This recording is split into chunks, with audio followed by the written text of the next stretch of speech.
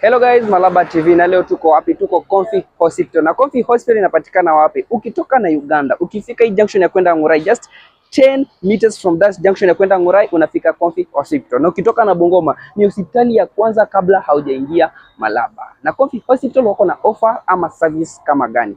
One, wako na ambulance services. Na Comfy Hospital wana offer x-ray services, ultrasound na wako na dental cavity na services zingine na zinginezo. Na pia Comfy Hospital wanakubaliana ama wanachukua SHA ama any private insurance kama Jubilee, Star na zinginezo. Karibuni sana Comfy Hospital, na kabla hatujapoteza wakati, karibuni ndani Comfy Hospital tujue ni vitu gani na gani wako nazo.